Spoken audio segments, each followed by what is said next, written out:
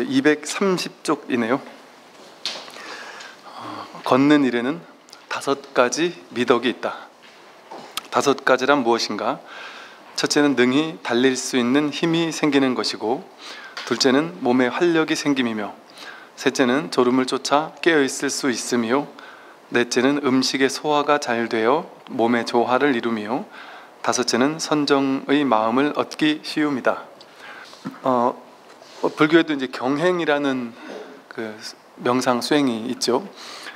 보통 그 이제 절집안의 명상에 하는 것이 어느 땐가 막 오래 앉아서 버티는, 그래서 막 10시간이든 20시간이든 막 오래오래 앉아 있는, 이제 이것이 명상을 잘하는 사람들은 이제 그렇게 되는 것처럼 이렇게 뭐 되는 경향도 없잖아 있는데, 과거에 보면은 이제 명상이라는 것은 보통 이제 학교 수업도 그렇듯이 우리 옛날에 45분 수업하고 한 10분 쉬었듯이 보통 명상도 40-50분 명상을 하고 또 한 20분 이렇게 좀 경행을 한다거나 좀 쉬고 그러거든요. 그래서 그냥 막 버티듯이 몇 시간을 이렇게 뭐 그것이 정석이 본래는 아니죠. 그래서 남방불교도 보면 이렇게 앉아서 좌선을 하면 반드시 또 몸을 풀어주기도 하고 또 이게 졸음도 방지하고 다양한 측면에서 경행을 많이 했었죠.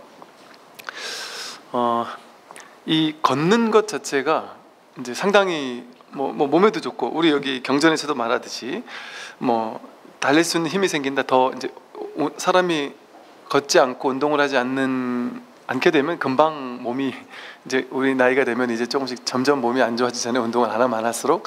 그래서 이게 걷는 것 더 큰 힘이 생기고 또 몸에 활력도 생기고, 또 특히나 이제 앉아서 자선만 하면 자꾸 졸릴 수가 있는데 그 졸음도 쫓을 수 있고, 또 이제 이게 걸게 되면 이게 발바닥에 제가 언뜻 들어본 얘기로는 발바닥에 온몸에 하여간 우리 몸 전체는 온몸에 이렇게 피도 순환되고 다 순환이 되는데, 이게 많이 걷게 되면 이 발바닥에서 이렇게 자꾸 자극을 주면서 이렇게 펌핑 작용이 일어나서 이게 혈액이 막히거나 이런 것들이 뚫어줘서 순환이 잘 된다, 이런, 그래 소화도 잘 되고 이런 얘기를 들었던 것 같아요. 여기도 그런 얘기가 나왔고, 또한 이제 이 공부에서도 선정의 마음을 얻기 쉽다 그랬어요.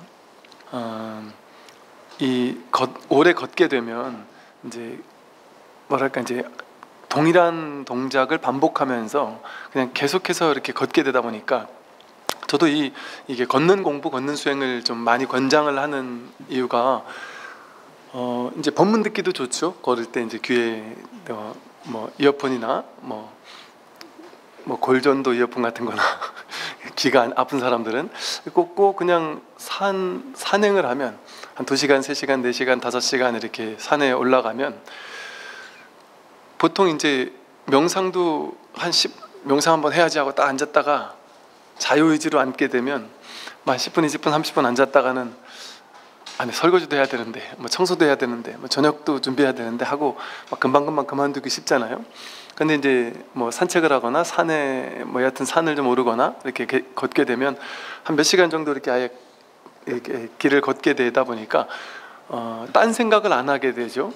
딴 생각을 안 하게 되고 거기 그냥 딱 집중할 수 있는 어떤 힘이 생기고, 그래서 이 법문 듣기 가장 좋은 게 걸으면서 법문 듣는 것 같아요. 이렇게 산길을 홀로 걸으면서, 요즘에 특히나 이제 어싱 이래가지고 맨발로 걷기 좋은 이제 곳들을 지자체 같은 데서도 많이 만들고 조례도 만들고 그러더라고요. 그러니까 그 이유가 현대인들이 너무 아파트 같은 곳에 또 빌딩 같은 곳에서만 생활을 하다 보니까 이 몸이 땅과 접지하는 일이 잘 없다는 거죠. 근데 법정 스님도 그 글에 쓰셨듯이 사람은 흙과 땅과 이 지구와 멀어지면 멀어질수록 병과는 가까워진다. 근데 이제 사람이 땅과 가까워질수록 발에서 흙을 많이 밟을수록 몸도 건강해진다고 하죠. 근데 저도 이렇게 맨발로 걸어 보면은 처음에만 조금 따갑고 그랬으면 불편한 감이 있지, 이게 한 10분 넘어가면 이게 금방 적응이 돼서 그냥 종일 걸어도 사실 괜찮은 게 금방 이게 적응이 되거든요. 그래서 그러면 참 좋은 것 같아요. 그러게 되면 온전히 발의 감촉을 느낄 수 있어요. 발에 이렇게 느껴지는 이 감촉 하나하나에 그냥 거기에 이렇게 깨어 있을 수 있는 거죠. 그리고 또 법문을 듣다가 한 번씩은 귀에서 이어폰도 빼고, 그리고 그냥 들려오는 이 자연의 소리를 그냥 한번 온전히 느끼고, 그냥 그 소리와 아무런 해석 판단 없이 풀벌레 소리, 또 바람 부는 소리, 서거기는 소리, 이 모든 소리를 그냥 아무런 생각과 해석과 판단하지 않고 그냥 그 소리와 함께 그냥 있는 거예요. 거기 그냥 있는 거죠. 그리고 이렇게 걸을 때 느껴지는 이 감촉, 여기에 그냥 이렇게 있는 거예요. 그리고 그걸 그냥 느껴주는 것이죠. 그리고 보이는 것들도 생각하고 해석하고 판단해서 이건 무슨 꽃이고 저건 무슨 잎이고 뭐 어디가 예쁘고 아름답고 이런 생각 딱 내려놓고 그냥 그렇게 있을 때, 우리가 일상에서는 늘 스마트폰, TV, 요즘에 액정 중독이라고 그러더구만요.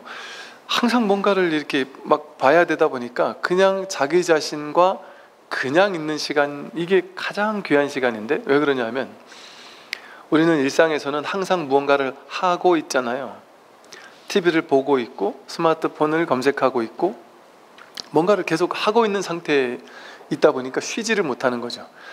그러니까 이 컴퓨터도 좀 딱 전원을 꺼줘야 이게 열기가 좀 식혀지듯이, 근데 사람은 잘 때 빼고는 그냥 쉬지를 못하는 거예요. 근데 잘 때조차 낮에 너무 번잡하게 이게 머리가 돌아가다 보니까 잘 때도 그 연장으로 온갖 꿈을 꾸게 되죠. 그러니까 개운한 잠도 자지 못하게 되고, 그런데 그 모든 걸 다 내려놓고, 스마트폰도 내려놓고 모든 근심, 생각, 번뇌망상 이런 모든 걸 잠시 내려놓을 수 있는 시간이 돼요. 특히나 내가 산행을 예를 들어 한 3시간, 5시간 이상 이렇게 어느 산에 올라갔다가 내려온다 이렇게 계획을 잡으면 일단 올라가는 동안은 그냥 내려온 이후의 생각은 안 하게 되고 거기 있을 수 있는 시간이 많아지거든요. 그러니까 저도 옛날에 보니까 그냥 오늘 아침에 산에 갔다가 오후에 내려오는 것보다도 훨씬 지리산 같은 데는 이제 산장, 설악산 이런 데 산장 있잖아요. 산장에서 그냥 산장 예약을 해가지고 한 2박 3일, 3박 4일 이렇게 산에가 있기로 하고 산으로 가잖아요. 그러면 그 산행이 훨씬 명상과 가까워지는 산행이 될 수 있더라고요. 근데 그 왜 그러냐면 항상 우리는 이 세속의 일들, 온갖 것들을 생각하는 상태에 있거든요.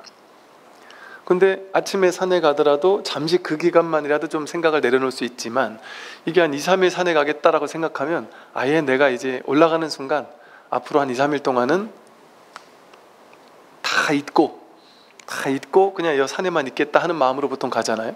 그러니까 그냥 저절로 내려놔져요. 그러니까 세속의 모든 생각들, 세간에 그동안 내가 풀어야 할 건 모든 그 생각들을 저절로 그냥 확 내려놓고, 회사에서도 휴가를 가게 되면 한 3일 휴가 가겠다 하면 그 기간 동안은 찾지 마라 하고 그냥 확 내려놓듯이, 그렇게 되니까 일상의 분별과의 연결고리가 딱 끊어지는 거죠.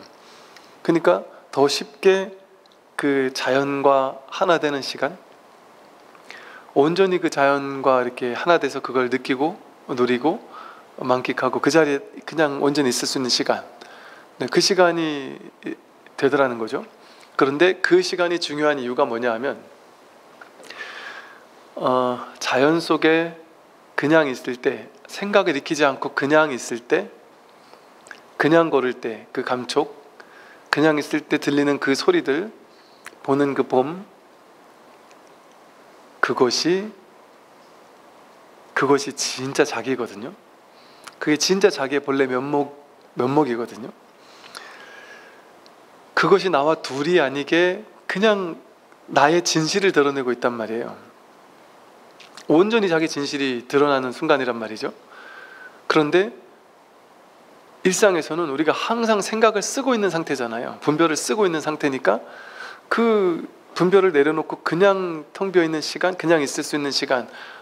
그래서 보통 이제 자연을 많이 찾는 사람은 그런 말을 많이 하죠. 이렇게 시인들도 그렇고 무라일체 이런 말을 옛날 사람들 많이 썼잖아요. 자연 속에 많이 깃들어 있는 사람들이 무라일체라는 말을 자기도 모르게 그런 말이 뭘 뜻하는지를 몰랐을 거예요. 그냥 감이겠죠. 이제 시인이나 이런 사람들이 이 세상과 내가 하나가 된 것 같은 어떤 느낌을 이 양반들이 느꼈던 거죠. 뭐 깨달음과 상관없이도 누구나 이렇게 지리산도 그 하루 이틀 걸어갔다가 그 장터목 산장에서 자고 새벽에 이제 그 천왕봉인가? 그 올라가면 거기 이제 막 그 아침 해가 떠오르고 그 밑에 운해가 막 쫙 깔릴 때 그때 탁 사람들이 생각이 멎거든요. 생각이 딱 멈추고 그냥 봄의 상태? 아무런 생각을 하지 않아요. 저절로 그냥 입이 딱 다물어진 상태에서 생각이 딱 끊어진 상태에서 그냥 그 황홀경 속에 그냥 있는 상태. 그걸 나중에 이 글을 쓰는 사람은 생각해 보니까 무라일체인 것 같다. 그 자연과 내가 둘이 아니었던 것 같다. 이런 것들을 나도 모르게 느끼는 거죠. 왜 그럴까요? 왜 모든 사람이 그렇게 고요하게 숲에 들어가 있을 때 혹은 생각이 비워질 때는 그런 무라일체라는 표현을 쓸 만한 그런 어떤 것들을 느낄까요? 우리는 누구나 우리의 근원은 다르지 않기 때문이죠. 다르지 않게 둘이 아니기 때문에 그런 것이죠. 주객이 둘이 아니기 때문에, 나와 세계가 둘이 아니기 때문에, 보는 나와 보이는 것이 둘이 아니고 듣는 나와 들리는 것이 둘이 아니고. 그런데 일상에서는 항상 둘로 나누고 쪼개는 일만 항상 분별이 하고 살잖아요. 그러다가 문득 이렇게 자연 속에 깃들어 있을 때 훨씬 생각을 내려놓을 수 있는 그 가능성이 더 많아지죠. 물론 이제 그럼에도 산에 가서도 올라갈 때부터 내려올 때까지 라디오 켜놓고 다니거나, 요즘에 그 계속 나오는 노래 이런 거 어르신들한테 유행이시더라고요. 그거 켜고 다니시면 이제 그 라디오 들으면서 산행을 하시겠지만, 이제 마음 공부하는 사람이라면 이제 그런 새 속의 어떤 생각들을 잠시 내려놓고, 그것도 이제 혼자 걷는 게 좋죠. 혼자 이렇게 고요하게 걸을 수 있을 때 이게 명상이 다른 게 명상이 아닌 거예요. 그냥 생각을 짊어지지 않고 온갖 막 생각 판단 이런 것들 짊어지지 않고, 그게 출리거든요. 세속에서 벗어나는 공덕이거든요. 출리의 공덕이라는 게 이 세간에서 이게 출가하는 것만 출리의 공덕이 아닌 거예요.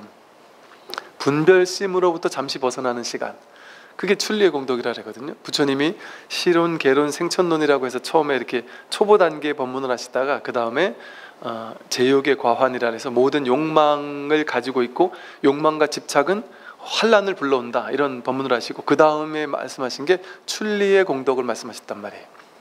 세간에서 벗어나는 것, 이게 얼마나 큰 공덕인지를 알아야 하는데 사람들은 그걸 모르고 있다. 이게 가장 중요한 것인데 그걸 모르고 있다. 이 놀라운 광대무변한 공덕을 모르고 있다. 그래서 이 출리의 공덕이야말로 최고의 공덕이란단 말이에요. 근데 뭐가 출리냐? 벗어난다는 거거든요. 현실의 어떤 분별 망상에서 벗어나는 공덕이에요. 그래서 이게 산이나 자연을 이렇게 느끼고 만끽하고 누릴 때, 그럴 때 나도 몰라요. 사람들이, 이게 어르신들이 퇴직하고 나서 자꾸 산을 가잖아요. 그 본인이 왜 자꾸 산에 가는지 몰라요. 근데 나도 모르게 그동안은 평생 살면서 그냥 돈 뭐 하면서 이렇게 성공 이렇게 살다가 이제 좀 시간이 남고 하니까 나도 모르게 자연이 그리운 거죠. 자기가 자기의 근원을 그리워하는 거예요. 그게 바로 삼귀의의 정신이거든요. 내가 돌아갈 곳은 본래 불법승, 내가 바로 부처고 내가 바로 자기가 법이거든요. 그리고 그것을 그리워하는 마음이 승이란 말이에요. 스님이 아니고 그 불법승 삼보가 자성삼보로 자기에게 구족되어 있단 말이에요. 근데 세간에서는 그거를 접촉하기가 쉽지 않으니 이렇게 좀 자연 속에서 걷는 것을 통해서, 그런 사람들 많아요. 저한테 그런 얘기하는 사람들 정말 많아요. 지난주인가도 그지난주인가도 어떤 보살님이 부산 그 광안리에 사신대요. 그런데 그 금년산을 그냥 이 법문 듣기 시작하면서부터는 그냥 금년산을 매일같이 오르락내리락 맨날 했대요. 하면서 하루에 막 5시간씩 4시간씩 매일 법문을 들었대요. 근데 이게 첫 번째, 두 번째 이렇게 뭐 어떤 체험들이 한 두세 번에 걸쳐 체험이 왔는데 전부 다 걸을 때 산에서 걷다가 뭔가 이렇게 쑥 내려가는 체험을 하고 그랬다 그러고, 이렇게 뭔가 이렇게 고요히 산길을 걷는 그 즐거움, 그것은 그것 자체로 명상이 되고, 그것 자체로 우리가 좀 분별을 잠시 내려놓고, 그러니까 그러면서도 처음에는 안 되죠. 처음에는 생각하면서 걷게 되죠. 처음에 한 두세 시간을 걸어도 계속 생각하면서 걷게 되는데, 이제 작은 노력이라면 생각을 조금 이제 쉬고 그냥 지금 일어나는 이 소리와 감각과 일어나는 그 맨 느낌이랄까, 여기에 그냥 이렇게 집중하면서 걸어보자 할 때 그게 자기의 근원과의 만남이에요. 그런데 놀라운 점은 자기가 자기의 근원과 점점 접촉하는 시간이 늘어나면 늘어날수록 이 분별의 세계, 이 세간의 세계, 세속의 세계의 번뇌망상들이 쉬게 되고 저절로 탐진치 삼독에서 이렇게 노연하기 시작하고요.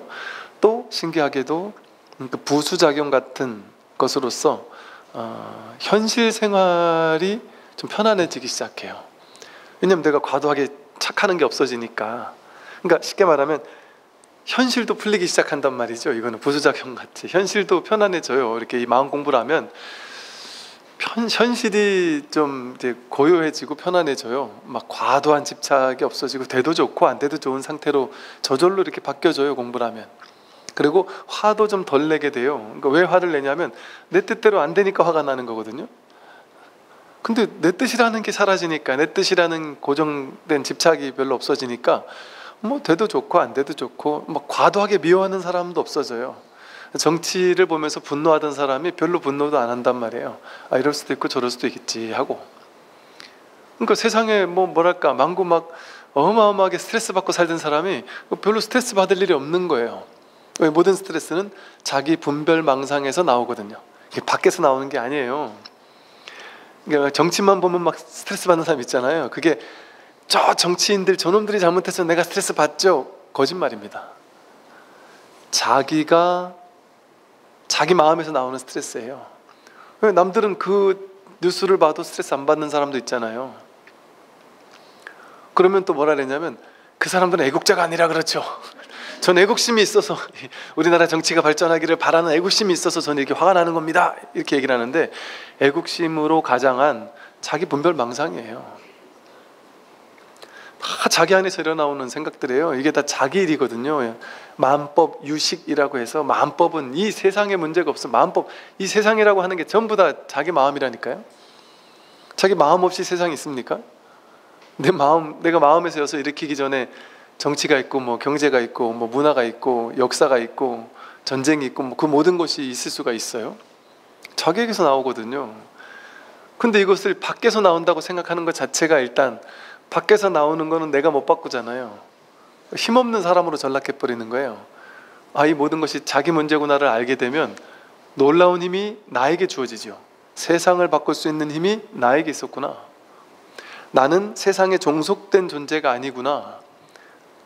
자기 주인공을 딱 확인해버리면 모든 문제가 사라지잖아요. 세상의 모든 문제가 사라진다니까요.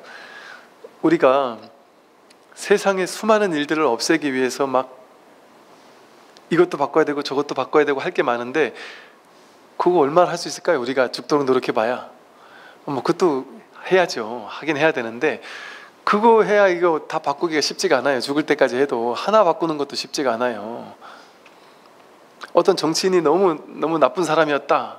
그 사람 하나 바꾸려고 막 그 사람 탄원 운동하고 뭐 끌어내리려고 막 기를 써서 내가 10년 동안 죽도록 노력해가지고 겨우 끌어내렸다.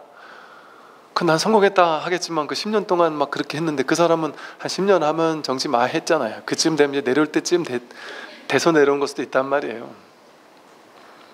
그러니까 내가 그 에너지 낭비를 바깥 세계가 실제라고 생각하면 실제가 아닌 이 공허한 망상의 허상과 싸운단 말이에요. 내가 그 허상과 싸우는 거예요. 그 실상과 싸우는 게 아니고. 그러니까 평생을 그러고 싸우는 사람들이 얼마나 많습니까? 얼마나 많은 게 아니죠. 우린 다 그러고 사니까. 그래서 이 마음을 깨닫는다라는 것이 이 세상을 구제하는 일인 거죠.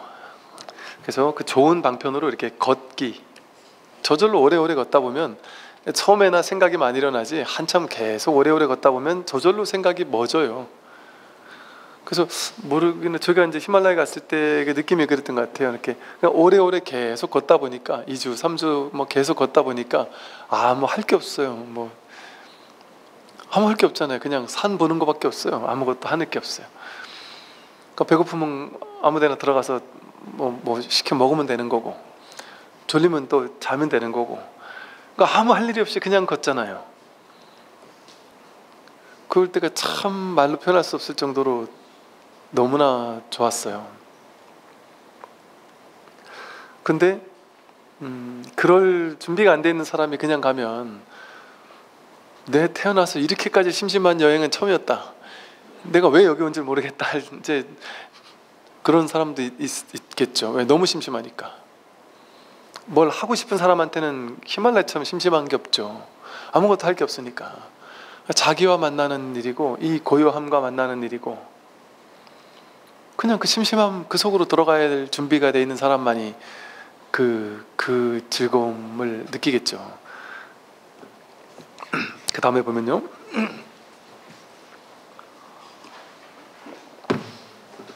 온갖 점을 치는 일이나 해몽, 관상을 보는 일을 완전히 버리고 기륭화복의 판단을 버린 수행자는 세상에서 바르게 살아갈 것이다. 좋아하는 것이나 좋아하지 않는 것이나 다 버리고 아무 것에도 집착하거나 매이지 않고 온갖 속박에서 벗어난다면 그는 세상에서 바르게 살아갈 것이다. 온갖 점치는 일, 이게 부처님 경전에 딱 대놓고 나온단 말이에요. 점치는 일 버려라. 해몽, 꿈 해몽 이거 하지 마라 이랬단 말이에요. 우리 되게 꿈 해몽하고 싶어 하잖아요. 꿈 해몽 이거 버려라. 관상 보는 일, 우리 관상 보고 손 보고 오만 거 보러 다니잖아요. 그런 거를 완전히 버려라. 완전히 버리고 기륭화복의 판단을 버린 수행자, 그는 세상에서 바르게 살아간다. 기륭화복의 판단을 버리라는 거잖아요. 야, 이거는 뭔가 길조인가? 뭔가 까마귀가 깎아 올고 나면 오늘 뭔가 재수가 없을래나? 꿈이 이상했으면 오늘 이상한 꿈이 있을래나? 제가 그 대학교 다닐 때 제가 죽는 꿈을 꿨어요. 그러니까 제가 죽고 산소로 이렇게 들어가는 꿈을 한 번은 죽는 꿈 꿨고, 한 번은 산소가 이렇게 제가 가는데 어떻게 산소가 열려가 산소 안으로 제가 들어가는 꿈을 꿨어요. 근데 이제 그때 지금 그 스님 이제 학교 다닐 때 잘 알다 보니까 그 스님한테 그 얘기를 했더니, 지금은 이제 유명해진 스님이에요. 그 스님한테 그때 그 얘기를 했더니 이제 그 스님이 그러더라고. 와, 그 꿈 그거. 그러면서 웃으면서 그래. 요즘 말로 로또를 사라고. 그 대박 나는 꿈이거나 이렇다면서 이제 그런 이제 우스개로 얘기를 하더라고요. 그래서 그 스님이 그래가지고 그때 아마 사지는 않은 것 같고, 제 인생에 제가 제 돈 주고 사본 적은 없는데, 어쨌든 그걸 안 샀으면 뭔가 딴 데서 대박이 났어야 될 거 아니에요.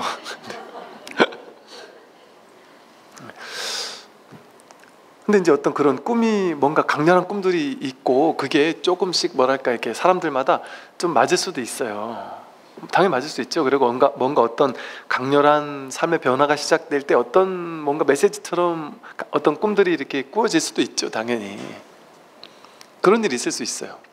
그런데 중요한 건 뭐냐면, 그런 것을 자기가 어떻게 생각하냐면, 나는 약간 뭔가 좀 영적인 사람인가 봐.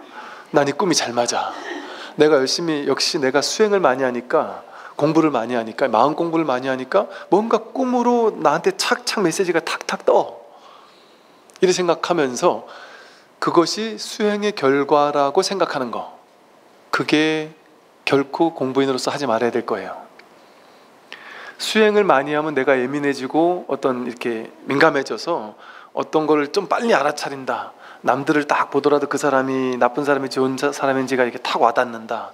꿈을 꾸면 그 꿈이 뭔가 뭐 이렇게 착착 맞는다. 그게 내가 영적으로 식이 맑아져 가지고 오는 현상일 거야. 이렇게 생각을 하고 이렇게 해석을 하면서 거기에 의미 부여를 하면서 내가 공부를 잘하고 있구나. 그게 병이에요, 병. 그러니까 그렇게 생각을 안 하고 흘려보내면 병이 아닌데 그럴 수도 있는 거예요. 이럴 수도 있고 저럴 수도 있고. 그래서 그냥 내려놓으면 그게 이제 그냥 원래 공부하다 보면 그런 뭔가 감이 맞을 수도 있고 뭔가 예민해질 수도 있고 다 일어날 수 있어요. 온갖 일들이 일어날 수 있어요. 근데 그걸 어떤 공부의 진척이라는 기준으로 세워버리면 그게 없어지면 내 공부가 또 잘못됐나 이렇게 생각할 수 있잖아요.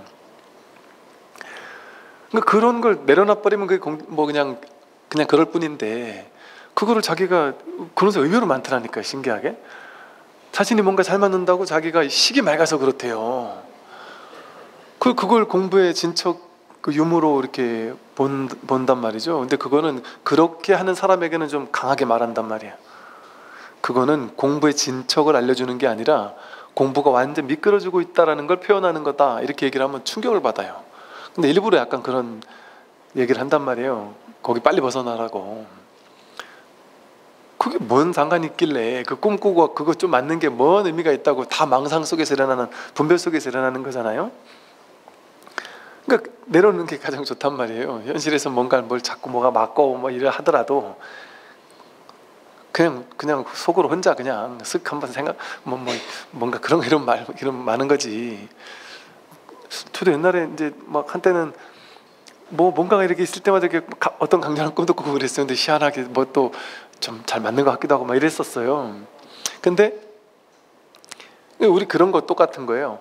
어떤 스님이 기도 수행을 열심히 하고 있을 때는 막 그냥 새들도 와서 공양을 올린다.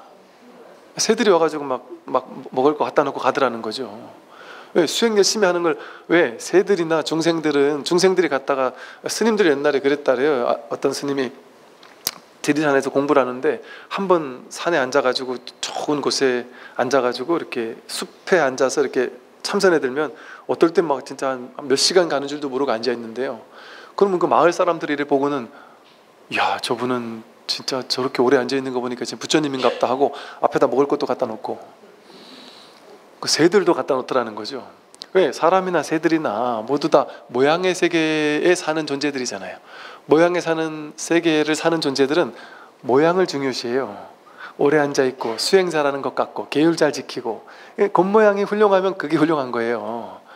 그러니까 새들도 꼭공양을 한다. 근데 그 사람이 자기를 깨닫고 나서 더 이상 수행이다 아니다라는 게 왜 깨닫고 난다면 수행이 없어요. 수행이 따로 없단 말이에요. 어떻게 수행이 있어요. 내가 숨 쉬고 밥 먹고 배고픈 밥 먹고 배부르면 똥 싸고 하루하루 사는 것 순간순간이 늘 이 법인데 법에서 벗어나는 게 없단 말이에요. 법이라는 감옥에서 벗어날 수 없단 말이에요. 항상 법인데 뭐 어떻게 따로 수행하는 시간을 낼 수가 있겠어요. 말도 안 되는 소리예요. 그거는. 그러니까 이제는 수행이 따로 필요가 없어요. 그럼 배고픔 먹고 배부르면 자는 거예요. 그러니까 이제 더 이상 꽃들이 공양을 안 해요. 신도님들도 공양을 안 한단 말이에요. 모양을 보니까 막 사는 것 같거든요. 옛날 큰 스님들 그러잖아요. 큰 스님들이 보면 막 시장에 가서 할머니들하고 막 농담 따먹게 하면서 막걸리 같이 먹어가면서 그런 스님들도 있었잖아요. 우리 뭐 근세 선지식 이래서 막 보니까 춘성 스님 이렇게 책 보니까 와, 이 스님 진짜 큰 스님 옛날 그런 일화가 그대로 돼요. 막 그냥 저 도봉산 밑에 내려가 가지고는 시장에 가서 맨날 막걸리 먹으면서 할머니들하고 막 욕 막 섞어가면서 어떤 중이 이상한 짓 한다라니까 막 경찰서 가니까 경찰서에서 막 욕을 하고 뭐 심지어는 뭐 유명한 어떤 사람 막 욕도 하고 하면서 뭐 완전 걸림없이 자유롭게 살았단 말이에요. 근데 우리가 그때는 누가 뭐 별로 이렇게 중시 안 했겠죠. 이상한 중인갑다 했겠죠. 근데 지금 보세요. 그 열반하시고 나니까 책까지 내가지고 그분 지나고 보니까 그분이 참 도인이었구나 하고 얼마나 많은 스님들이 그렇게 말하고 있느냔 말이에요 지금. 그러니까 이 모양의 세계를 사는 사람들은 도인을 알아볼 수 없어요. 그 모양에 걸려있지 않으니까. 물론 그런다고 해서 그래야만 또 도인인 건 아니에요. 그는 자기 업습 성향 따라가요. 그러니까 사회에 있을 때도 조금 걸걸했던 사람은 공부하고 나서도 그런 성향이 있을 것이고, 사회에 있을 때 그냥 반듯하고 모범생 스타일이었던 어른 스님들 계세요. 그럼 또 그런 어른 스님들 찾아뵈면 정말 반듯하세요. 항상 진짜 모범적이시고, 항상 말도 거칠게 안 하시고 다 모범적인 말씀만 하시고, 법문할 때도 다 FM대로 이렇게 다 하시고, 그러니까 그 성향이 간단 말이죠. 그래서 뭐가 가장 지혜로운 수행자냐? 기륭화복의 판단을 버린 수행자.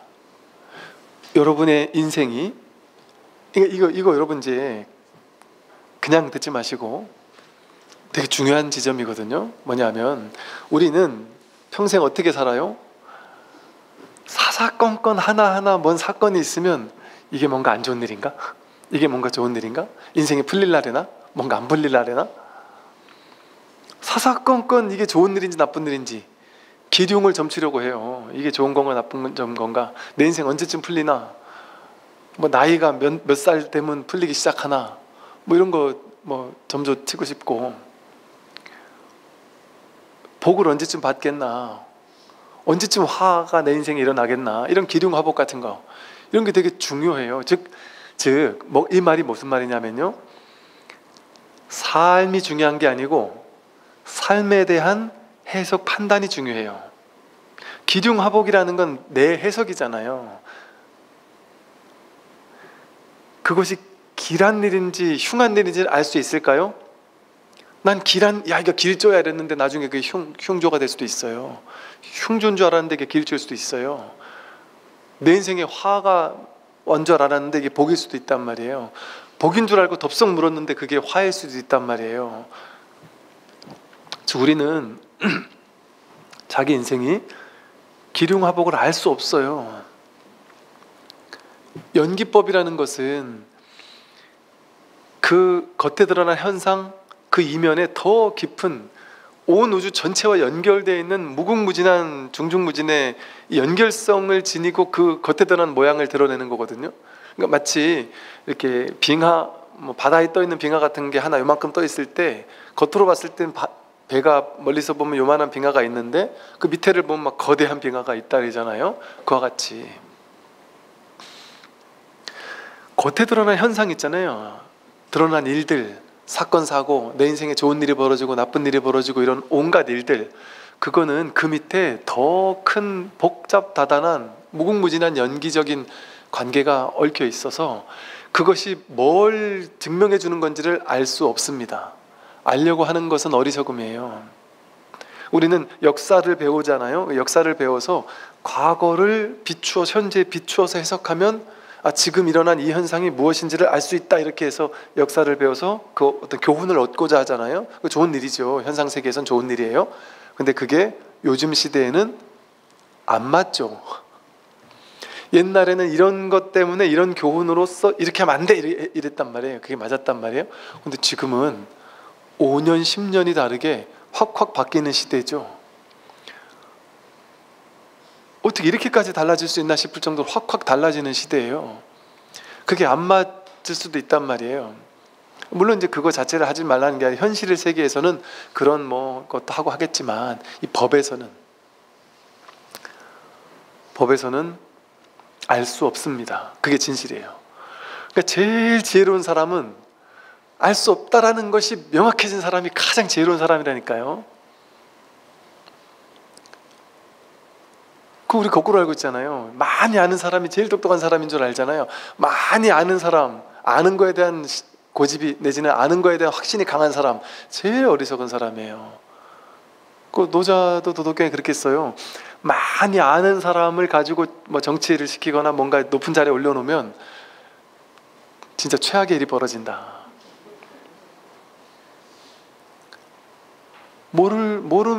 모르잖아요. 사실은 어떻게 알 수가 있겠어요. 우리가 모른단 말이에요. 이게 근원을 얘기하는 거예요. 그럼 스님이 현실에서 그럼 모르고 살란 말이에요? 저를 그럼 막 바보같이 살라는 얘기예요? 그 얘기 아니에요. 현실에서는 판단하고 분별하고 할 거 다 하란 말이죠. 근데 이 공부 자리에 들어와서는 그게 다 현실에서 내가 판단했던 것들이 그 현실에서 판단한 것조차 어때요? 판단을 다 하지만 근원에서는 모를 뿐이라는 데다 딱 뿌리 내리고 있으니까 어때요? 판단할 거 다 하면서도 내가 거기 과학에 집착하지 않겠죠. 과학에 머물러 있지 않아요. 내 판단이 틀렸을 거란 가능성에 마음을 열고 있단 말이에요. 그러니까 최선은 다하는데 틀렸어요? 그러면 내 판단이 틀렸으니까 현실이 틀리겠지. 그렇게 턱 내맡길 수 있단 말이에요. 얼마나 지혜롭습니까? 근데 사람들은 내 판단이 틀렸는데 내 판단이 맞다고 집착해서 내 판단대로 안 되면 인연이, 내 생각은 요만큼밖에 생각 못하니까 내 판단은 A를 선택해야 되는데 인연이 B를 선택하게 했어요. 그러면 나는 A를 원했으니까 나는 실패야 이러잖아요. 근데 이 인연에는 더 큰 계획이 있단 말이에요. 겉으로 봤을 때 A가 성공인 것 같지만 B가 이 사람을 더 크게 할 수 있는, 예를 들어 인연일 수 있잖아요. 그럼 이 사람은 자기 생각을 믿으니까 난 실패했어, 좌절절망해요. 근데 지혜로운 사람은 좌절절망할 게 아니라 나는 모른다라는 걸 알고 있으니까 어때요? A가 안 됐어? 최선을 다해서 A를 더해도 보려고 노력을 한 번, 두 번, 세 번 하는데도 안 됐다. 자꾸 B가 되고 있다. 오케이, 나는 모르니까 내가 안다고 여기면서 반드시 A가 돼야 돼라는 생각을 바로 내려놓는단 말이에요. 그러면서 두려워하지 않죠. 괴로워하지 않죠. 왜? 나는 모르니까. 근데 진리를 신뢰하니까 어때요? 삶을 신뢰하니까, 삶이라는 진실을 신뢰하니까 삶이 자꾸 B를 보내주니까 어때요? 내 생각대로 했다가는 실패할 수 있을 텐데 삶이란 진실의 뜻대로, 진실이 흘러가는 대로, 흐르는 대로, 이게 흐름을 타고 가는 거예요. 자연스럽게 사는 거예요. 삶은 어거지로 사는 게 아니라 자연스럽게 내버려 두면 흐름 따라가거든요. 흐름 따라가는 거 힘들지가 않아요. 흐름을 거슬러 가려 할 때 힘들지. 그러니까 삶을 턱 내맡겨 놓으면 그 흐름이 알아서 삶을 끌고 가요. 놀랍게도 내가 나서서 내 인생을 잘 살아야지. 이거 얼마나 힘든 일이에요. 내가 나서서 내가 잘 살아야지. 근데 내가 나서서 잘 살려고 보면 나가 생기잖아요. 그럼 옆에 주변 사람들도 생기거든요. 그럼 내가 저 사람 인생이 좋아 보이면 저 사람처럼 살아야지 하고, 그 사람은 그게 자연스럽게 잘 되고 있는 사람인데 그 사람은 힘 안 줘도 잘하는 사람이란 말이에요. 나는 그 사람 쫓아가려면 힘들단 말이에요. 안 돼요. 희한하게 그 사람이 하면 그게 자연스러운 건데 내가 하면 자연스럽지 않단 말이에요. 그럼 내 길이 아닌 거예요. 근데 그 사람 닮아가려고 하면 되겠습니까? 난 나답게 사는 거예요. 왜? 난 모르니까. 그러니까 삶에 힘이 빠지는 겁니다. 저절로 집착이 내려놔져요. 그리고 모를 뿐 하니까 이게 얼마나 자유롭습니까? 내가 안다고 생각하면 내 뜻대로 인생을 바꿔야 되는데 바꿀 게 없잖아요. 모르니까. 나는 모르는데 법은 알잖아요. 인연은 알 거 아니에요. 인연은 인연 따라 삶을 펼쳐 보일 거 아니에요. 인연법을 어떻게 내가 거스를 거예요? 내 아상의 에고가 어떻게 인연법을 거스를 거예요? 진리를 거스를 거예요. 진리답게 살아야, 여법하게 살아야지. 법답게 산단 말이죠. 여법하게 살아야지 자기 식대로 살면 되겠냔 말이에요. 그게 법이에요. 그게 불교예요. 그러니까 불교 공부하는 사람은 기륭화복 자체가 없어요. 자신의 인생이 어떤 것도 판단하지 않아요. 분별하지 않아요. 삶을 판단 분별하지 않으니까 날마다 좋은 날이죠. 그건 좋다 나쁘다 해서 좋은 게 아니에요. 그냥 그저 그럴 뿐, 그러할 뿐, 여여한 거예요. 그냥 언제나. 그러니까 기륭화복에 점을 치는 게 얼마나 무의미한 일이에요. 지금도 늘 여여한데 미래도 늘 여여한 일이 벌어질 수밖에 없는데 내가 지금도 뒤바꿔야 되고 미래도 점쳐가지고 뒤바꾸겠다, 그 생각 자체가 어리석으니까 그런 생각을 할 수밖에 없는 거죠. 그러니까 이렇게 기륭화복을 판단하려고, 분별하려고, 자신의 인생 난 잘 살았나? 나는 못 살았나? 그 내가 잘 살았나 못 살았나는 분별만이 판단하는 거예요. 분별만이. 자기 분별이 자기 인생 잘 사는지 못 사는지 판단하고요. 남들의 분별이 자기 필터를 가지고 나를 판단해요. 남들이 자기 분별도 이게 지혜가 아닌데 남들이 자기 망상의 분별 가지고 나를 판단하는 거에 내가 왜 휘둘려요? 나는 내 분별도 감당하기 힘든데 남의 분별까지 스트레스 받으면서 휘둘릴 필요가 없잖아요. 그러니까 남들이 나한테 뭘 하고 욕을 해도 오케이, 그건 냅두는 거예요. 그냥 그건 자기 생각이지, 자기 분별이지. 거기에 뭐 끌려갈 필요가 없는 거예요. 그냥 아예 내 분별만 신경 쓰기도 지금 버거운데, 이것도 소화가 안 되는데 남의 분별까지 내가 막 끌려다닐 필요가 없다. 그러니까 이게 바로 무분별지거든요. 무분별지. 분별하지 않는 데서 오는 게 바로 진짜 지혜인 거예요. 그러니까 내맡겨지죠. 저절로 집착하지 않게 되죠. 화를 내지 않게 돼요. 화낼 일이 없으니까. 그게 지혜예요. 그게 탐진치 삼독의 소멸이고, 그게 열반이에요. 그러니까 승산 스님 같은 분이 오직 모를 뿐, 그게 최고의 화두다. 왜? 모를 뿐이다. 단지불의 시집견성. 다만 모르는 줄 알면 그게 견성이다 이랬단 말이에요. 제누 스님은 모르는 줄 몰라가지고 어리석은 거예요.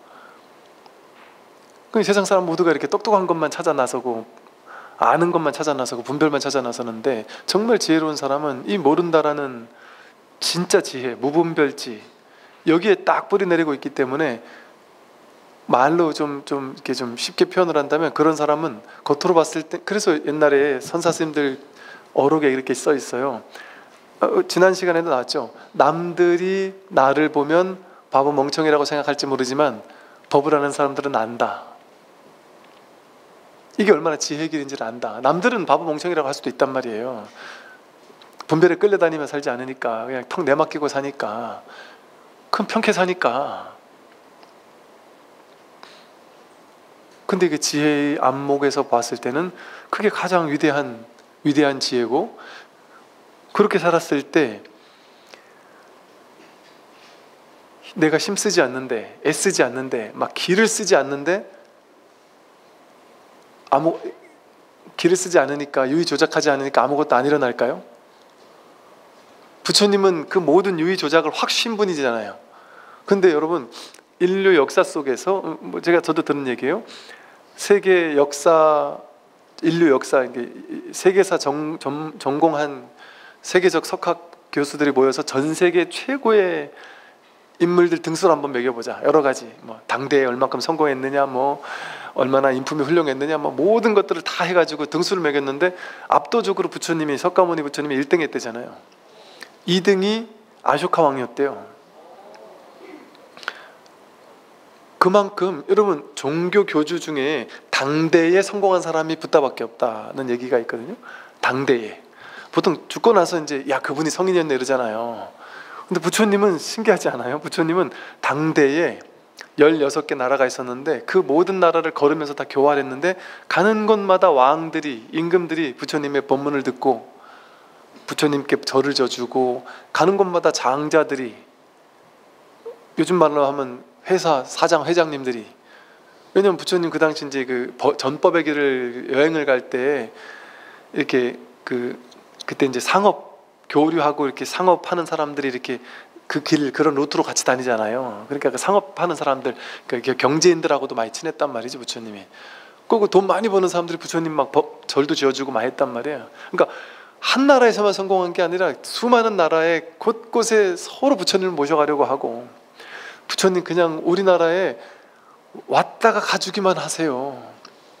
막 가뭄이 너무 오래 계속돼가지고 너무 힘드니까 그 왕이 회의를 했는데도 도저히 나라에 막 역병이 들고 아무도 안 오려고 하고 난린 거예요.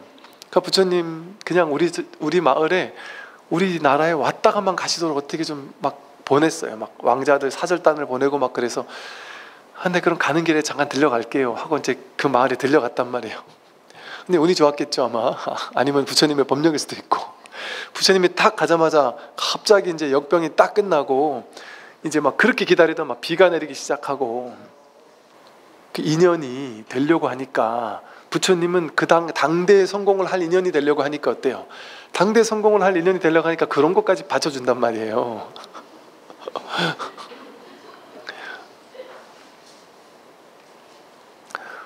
어디를 가든 그 왕들 다 정말 부처님의 지혜를, 법문을 듣고 그랬단 말이에요. 당대에 엄청난 성공을 이루신 분이죠.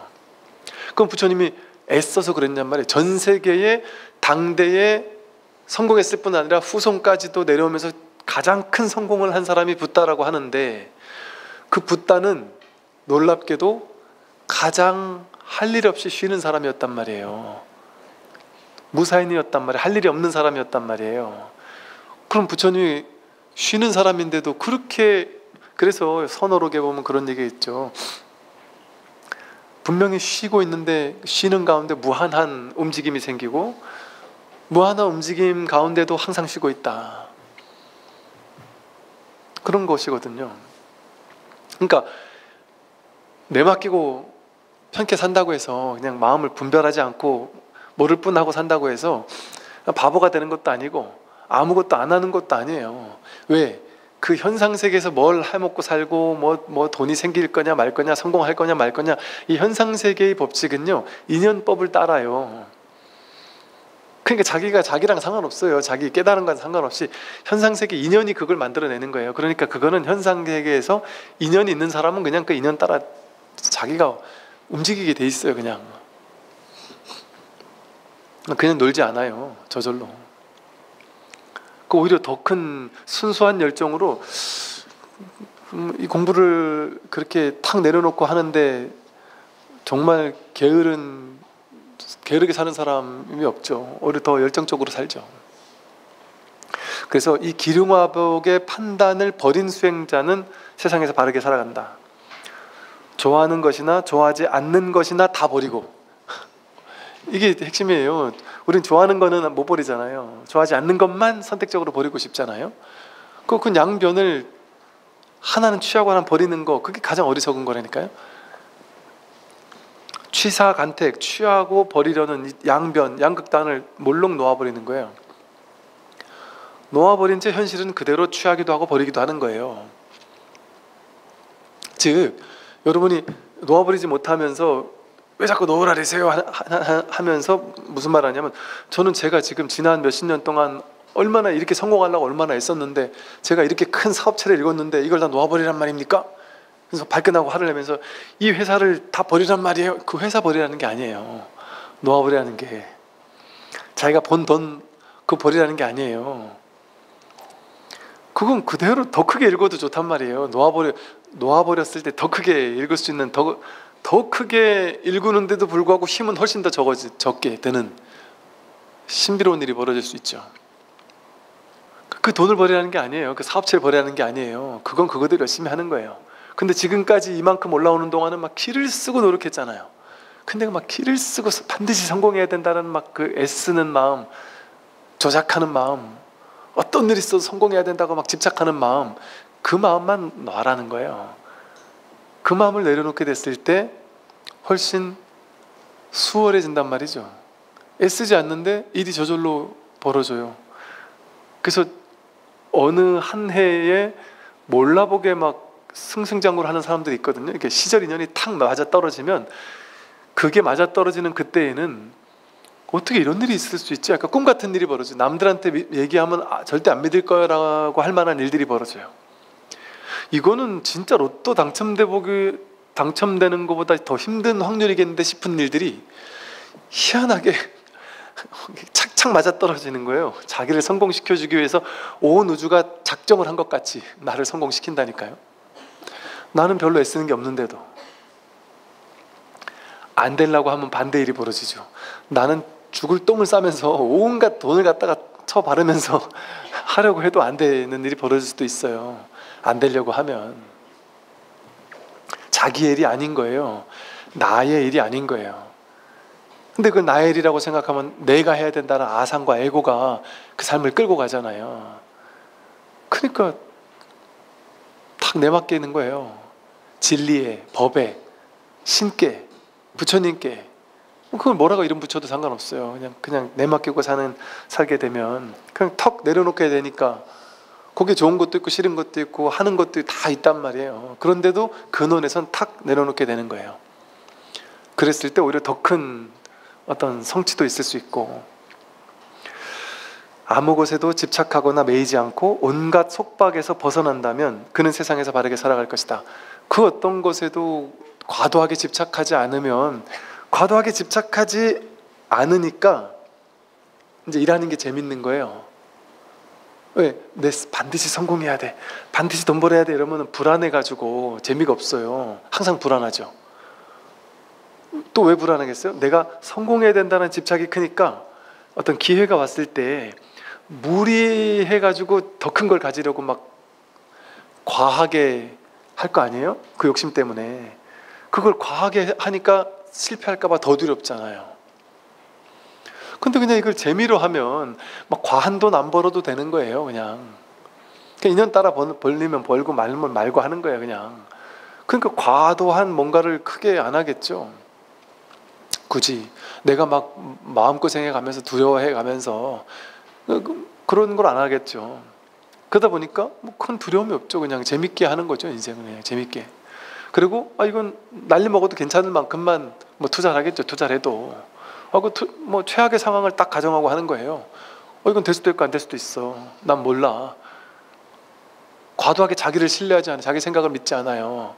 그러니까 반드시 돼야 돼라는, 이거 안 되면 내 인생 쪽박, 이거 되면 내 인생 대박, 이런 짓을 안 하겠죠.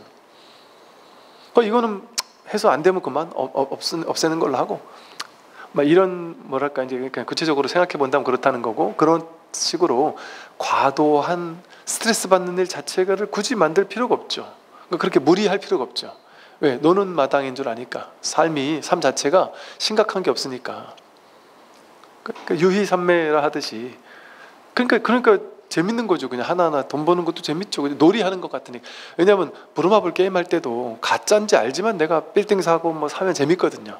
가짜 돈이지만 막 그 돈 막 받으면 재밌단 말이에요. 옆에 친구랑 막 게임 할 때 게임인 줄 알지만 막 돈 따먹으면 재밌단 말이에요. 그것처럼 그냥 인생이 재밌는 거죠. 그냥 게임하듯이 재밌는 것이죠. 근데 그 게임인 줄 아니까 날려도 괜찮을 만큼만